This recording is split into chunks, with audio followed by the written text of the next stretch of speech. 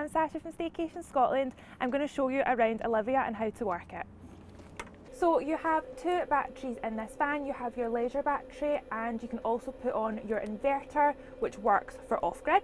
I'll show you how to use both of them and you can decide to use when you're using them. Down here is your inverter, which this basically means that when you're off-grid or if your campsite doesn't have hookup, you can still use your hob off-grid. If you're off-grid and you want to use your hob, press this here, you'll see the light go on, and that is you ready to use your hob off-grid. Always have it off when you're not using it to save your battery. I'll show you by using our app. You can check your leisure battery and how much charge it has at all times. If you're at a campsite and you want to check that your hookup is working, I'll show you how to plug in at your campsite round the corner. You can also check by plugging in and making sure that your 3 pinpoint plug is working. Your water will be filled up on departure, but if you're out and you need to refill it or check how much water you have left in your tank, you want to press this button here and it will indicate where your water is throughout your journey. When you want to use your tap, you can store this away or have it on top if you want extra space, and your water will flow through all the time. This is your induction hob that you can use on and off grid, using off grid by how I've showed you how to use your inverter. The only thing is just for health and safety, always make sure that you've got a pot and pan on there just for it to start working. Once you have a pot or pan on the induction, you can press on and then select your chosen temperature. Your dishes will all be kept in your drawers below and they'll be fully stocked for your departure.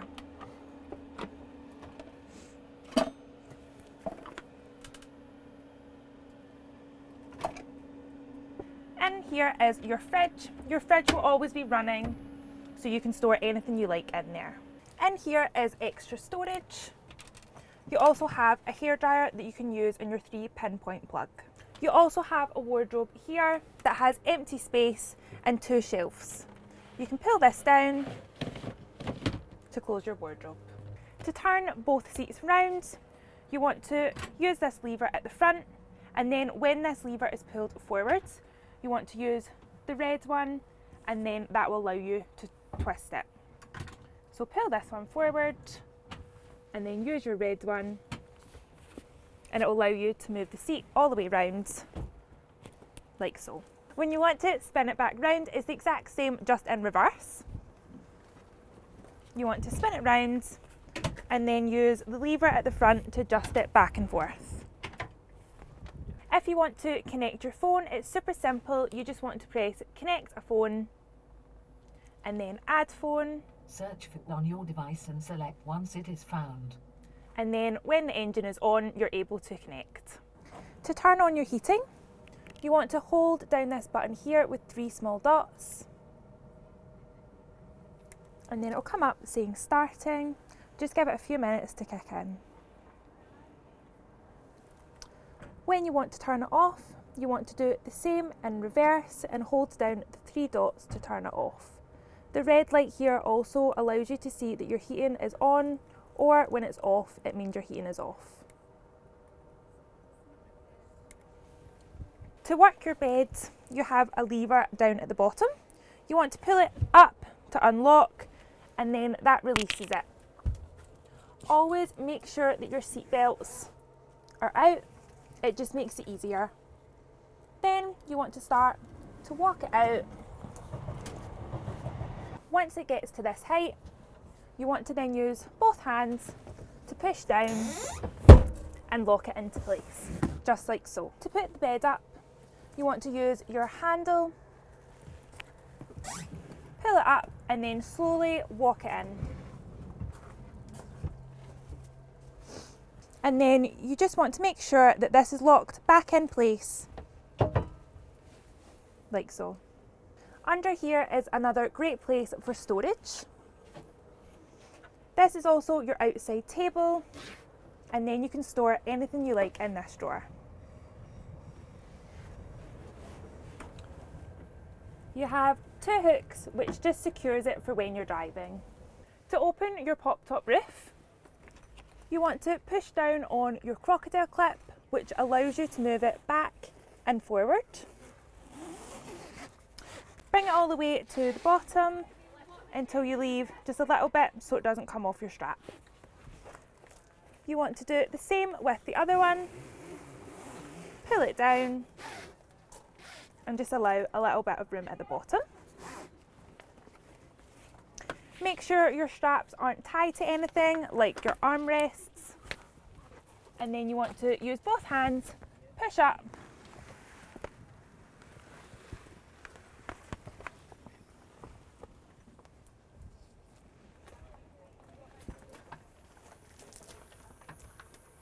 you have 3 windows. You can open these up, which allows a lot more light to come in.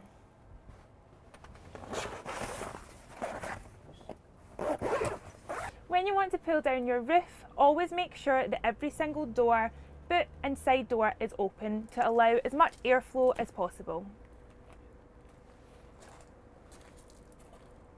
Second step of pulling down the roof, as you can see the strap at the back, always make sure that that is clipped in and nice and tight, as it allows when you're pulling down your roof for everything to come in together. Step 3 of pulling down your roof, you want to use your 2 straps here to pull down. Before you do, always make sure when you're pulling it down that your fabric is always in nice and tight.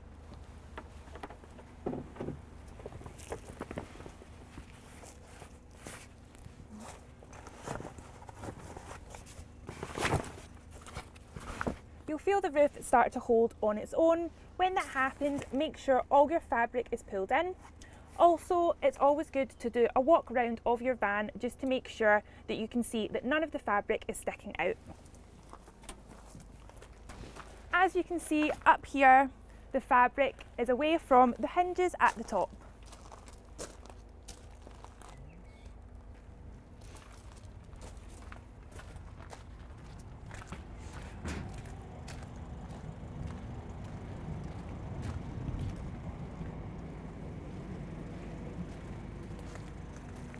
When you're happy that all of the fabric is pulled in, then you can use your straps to pull it all the way down.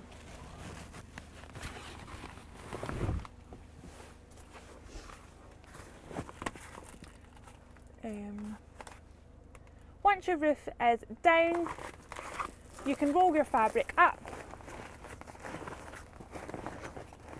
so it's all nicely tucked away. And then use your crocodile clips to push it back up into place so it's super nice and tight.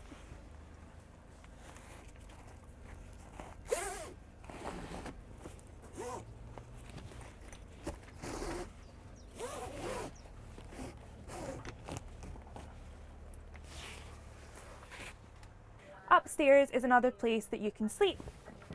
It's just on gas struts. So you literally want to put hands on either side, push up, and it'll go up automatically.